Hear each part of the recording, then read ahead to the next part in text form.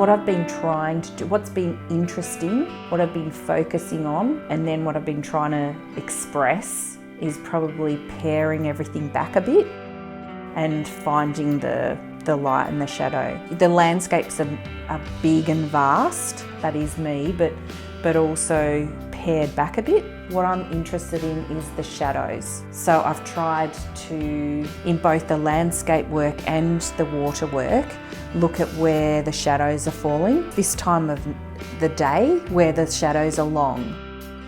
With the water, I've been conscious of taking a little bit more notice of what's actually happening rather than getting stuck in my interpretation. So I'm not trying to make them more realistic, but I'm trying to be more sympathetic or more sensitive to what I'm really experiencing or what I'm really seeing. With the sailing that I've done in the over the summer period, I've looked and looked and looked again and gone, step back from what you think you're seeing. Have another closer look at what you're really seeing. It's about observation for me, really just with my eyes in that moment. It's my place, it's where, it's these Barrabool Hills, it's these long, windy roads with these long stands of, cypress trees and the shadows that they cast. I try to just come back to the studio, put brush to canvas, really don't use the reference stuff. It's all in my head. What I'm actually more interested in trying to represent is what was happening with the light. Have I got that right? So I'll go back and have a look.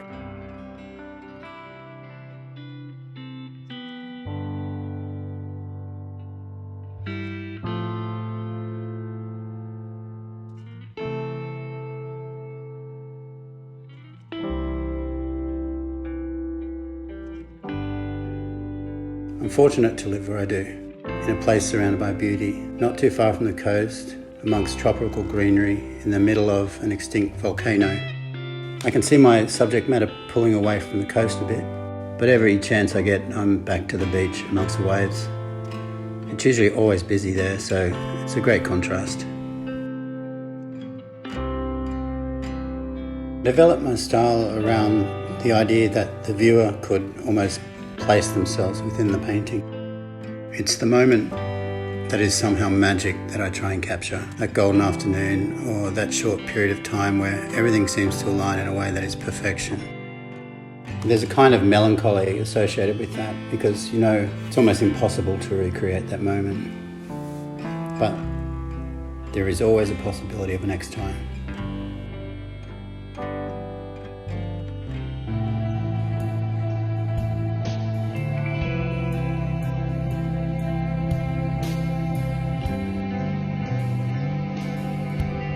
Birds to me represent, and I think to a lot of people, they represent something that is free and just beautiful. They're like flying bits of jewellery, and every one is different, has different markings, different colours. Yeah, I think naturally artists are drawn to paint or draw birds. Yeah, so I'm going through my bird phase. I think it's that saying, as free as a bird. The way I paint is that abstract beginning, which is just layers of colour and movement and texture, and I just let that draw me in. What comes of it is that every bird is different and there's no planned approach. It's just finding something in that mess and colour and movement. I see birds at the moment.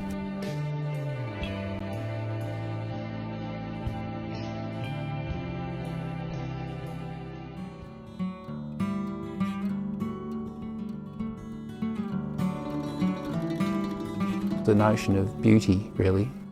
It doesn't have any social or political loaded comment in it. It's just about the sheer visual beauty of the things that I like to look at.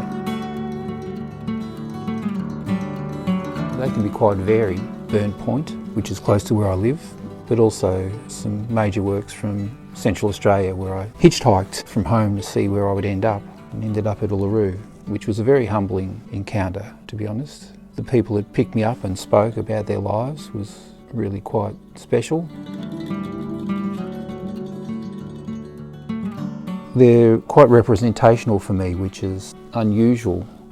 And I think I've painted them that way out of kind of respect for that landscape, but also wanting to push myself as well, to see how realistic, if you like, I could go, but still try and push the medium as much as I could. So there's kind of an emphasis on painterliness and colour. Central Australian works there, it's so saturated with these, you know, these reds, red oranges and umbers, ochres and greens. There's one painting in particular I found myself looking, and it was just saturated in these vibrating greens because it had been the best rain that they'd had in 10 years. So it really caught my eye, but then there are other areas where it's still quite dry and sparse.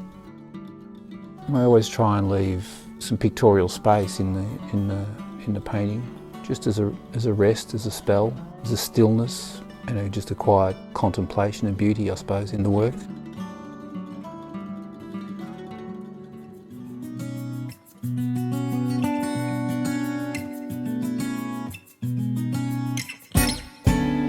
It's nature, really.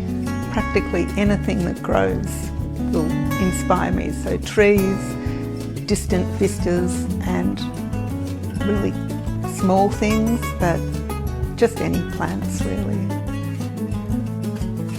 As time progressed and I moved along with my painting, I concentrated more on the landscapes, and then I kind of morphed into painting more just trees.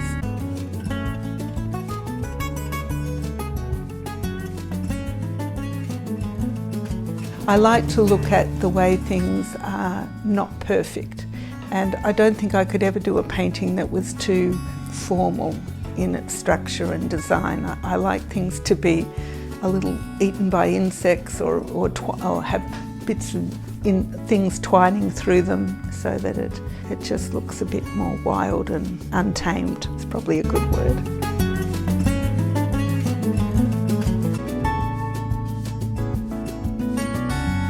I really enjoy still life, looking through glassware and all that reflective glass.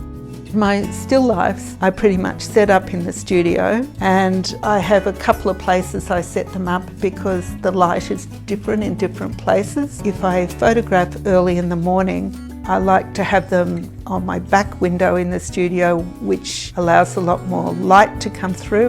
Otherwise, I just set them up towards the front of the studio and start painting, but I also photograph it all because things die sometimes incredibly quickly. Sometimes I pick them, and I'll pick 3 or 4, put them in different vases, and one will just keel over and die straight away and the other will be fine. So I really rely on photos because you just can't tell what plants are going to do. And then even when they're not in the best state, I kind of keep them in the studio because it just helps you look at the structure of the plant, where each of the little branches or parts of the plant join, just to understand the plant a little bit more.